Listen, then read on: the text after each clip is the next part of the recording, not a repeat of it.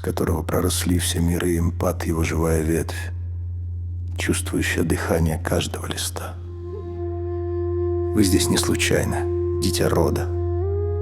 Этот зов — отголосок древней силы, пробуждающейся в вашей душе.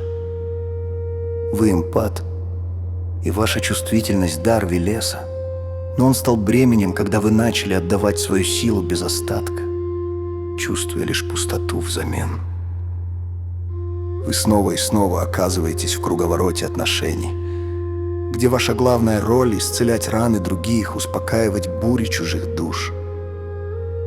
Пока от вас самих не остается ни искры света, нарциссы, манипуляторы, те, кто вечно нуждаются, словно мотыльки на пламя вашего светила, но прилетают не согреться, а питаться вашей жизненной силой. Но проблема глубже, чем кажется. Это не просто череда неудачных встреч. Это бессознательный сценарий, в котором вы сами играете ключевую роль. Ваша теневая сторона. Убежденная, что любовь нужно заслужить полезностью, становится соучастником этого процесса детская травма, заставившая вас считывать чужие эмоции для выживания, превратила дар эмпатии в механизм самопожертвования.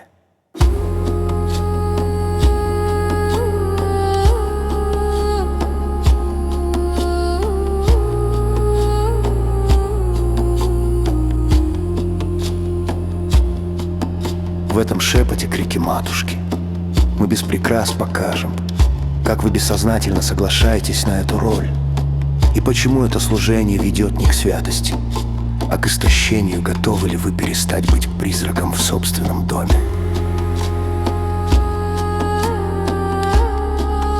Почему ваша доброта привлекает психологических хищников? Но как отличить истинную эмпатию от созависимости и спасательства? Что такое архетип раненого целителя? И как он управляет вашей жизнью? Как воздвигнуть невидимые стены, которые станут фильтром, а не преградой? Практические шаги, чтобы вернуть себе свой свет и научиться говорить «нет» без чувства вины.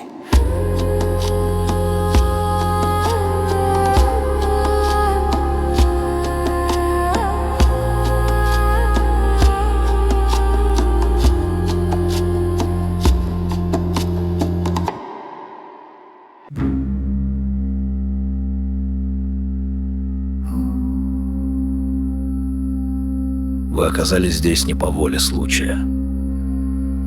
Мои слова — это не просто интеллектуальное упражнение, а прямое обращение к вам от предков. Я призываю вас заглянуть в зеркало собственной души, ведь эмпат — удивительное и светящееся существо, рожденное для большего, чем лишь ощущать чужую боль. Древняя сила избрала вас для ноши, которая кажется невыносимой. Вас не спрашивали. Вас целенаправленно создавали. Теперь пришло время осознать, для чего именно.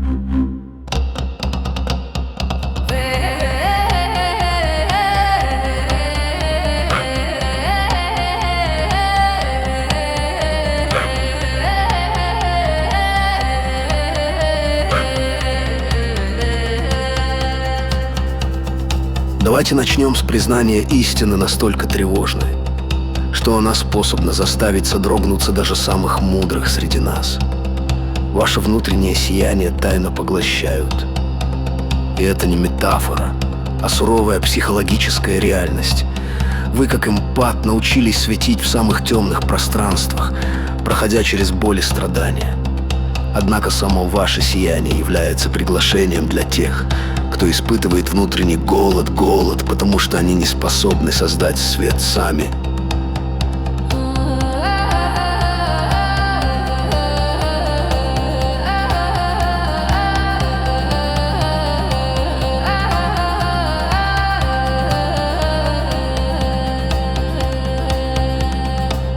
Не всякая тьма желает вас уничтожить. Некоторые ее проявления, изощренные в своей алчности, стремятся не погасить ваш свет, а бесконечно и незаметно питаться им, словно паразиты. Я определяю это явление как психологический вампиризм, скрытое потребление жизненной энергии души. Вы ведь чувствуете, это правда. То самое опустошение после, казалось бы, безобидных разговоров или странную усталость. Когда вы отдали себя тому, кто никогда не просил, но всегда ждал. Возможно, вас преследует ощущение, что вы не одни в собственном теле, а ваши эмоции вам не принадлежат. Это не игра воображения и не преувеличенная реакция. Так ваше бессознательное шепчет, пытаясь донести, что кто-то использует вас как источник энергии.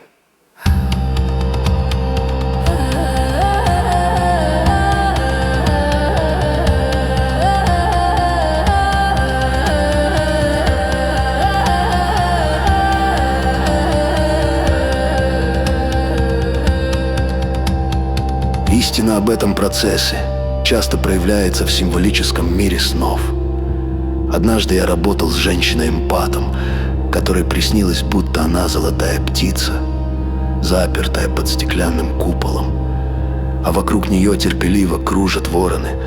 Каждый раз, когда она начинала петь, в куполе появлялась трещина, и одна из ворон приникала к ней, чтобы испить свет, сочащийся наружу. Она просыпалась в слезах, не понимая причины своей скорби.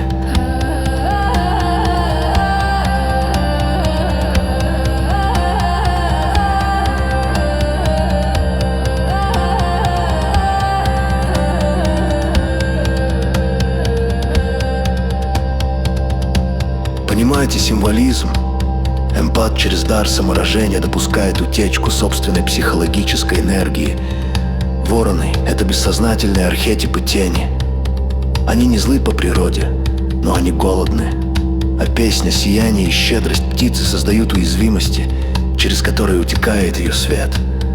Купол символизирует ее психологические границы, а точнее слабую попытку их выстроить. Эмпаты слишком часто принимают безграничную открытость за любовь.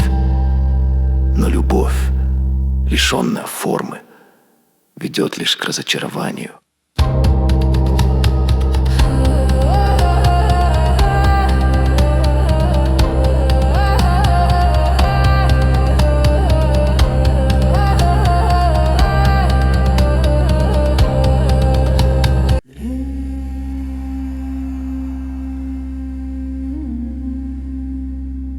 Когда вы на все отвечаете согласием, когда вбираете в себя чужую боль и без разбора сливаетесь с другими, вы становитесь пищей. И что самое опасное, это поглощение нередко приветствуется вашей собственной тенью. Да, той частью вас, которая убеждена, что любовь нужно заслужить полезностью, становится соучастником этого процесса. Та часть, что выросла в хаосе и нашла свое предназначение в успокоении других, тоже играет на их стороне.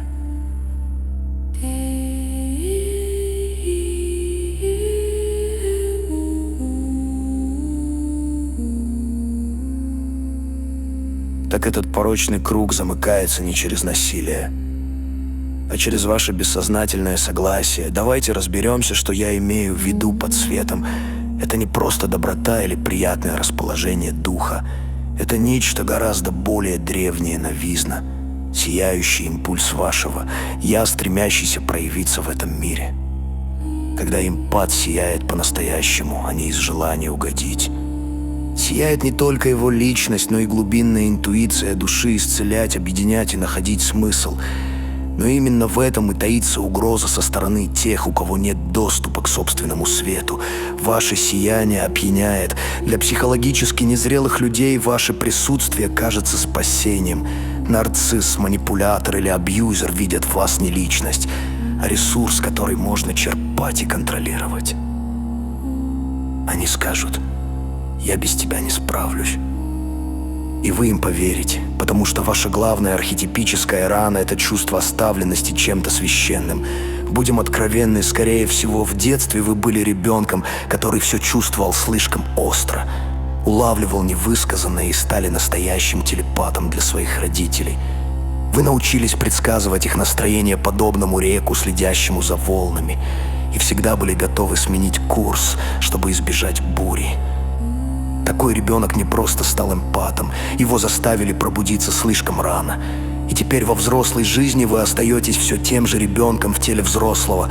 Вы продолжаете сканировать окружение, перерабатывать чужие эмоции и верить, что если будете достаточно чутким, то избежите отвержения.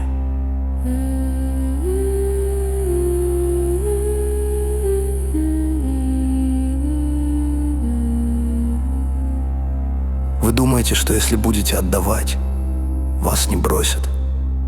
А если будете страдать молча, вас наконец оценят.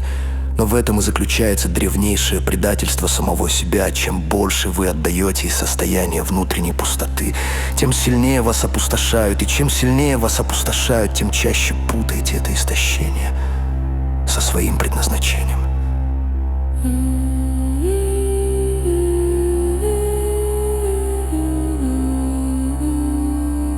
Вы должны осознать: ваш дар не в самопожертвовании, ваша чувствительность не путь к мученичеству, а ваша интуиция не поводок в чужих руках. Продолжая отдавать то, что никто по-настоящему не ценит, вы не проявляете благородства, вас просто потребляют. И я говорю это не чтобы устыдить вас, а чтобы помочь пробудиться. Вам необходимо осознать, что вы не только свет, но и его хранитель. И сейчас настал момент выбора. Вы продолжите растрачивать свою душу в молчаливой надежде на ответную любовь, или же, наконец, примете собственную тьму и научитесь защищать то священное, которое находится внутри вас.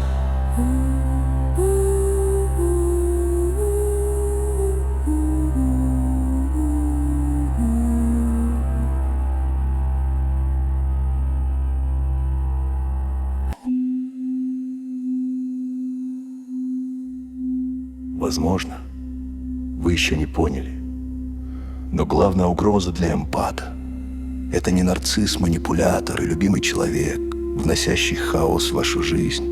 Настоящая опасность — это вы сами. Вернее, та часть вас, которая до сих пор убеждена, что страдание равносильно святости, а утоление эмоционального голода окружающих — ваша прямая обязанность. Эта версия считает, что полное истощение является доказательством вашей пользы. Именно поэтому я призываю вас воздвигнуть невидимые стены, которые станут фильтром, а не преградой. Вам необходимо поверить, что вы заслуживаете защиты, ведь до тех пор, пока этой веры нет, ничего не сдвинется с мертвой точки. Эмпат, который не умеет отказывать, со временем рискует проснуться исполненным горечи, ожесточенным и совершенно не похожим на себя прежнего, и причина не в злобе, а в том, что его внутренний свет не был предназначен для бесконечной растраты без восполнения.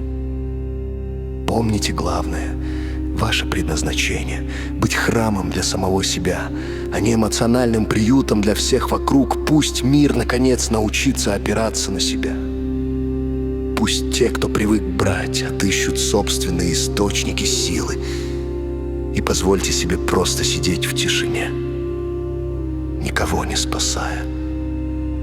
Только тогда вы услышите пульс собственной души. Помните о мудрости предков. Они всегда рядом и готовы поддержать вас на пути к себе.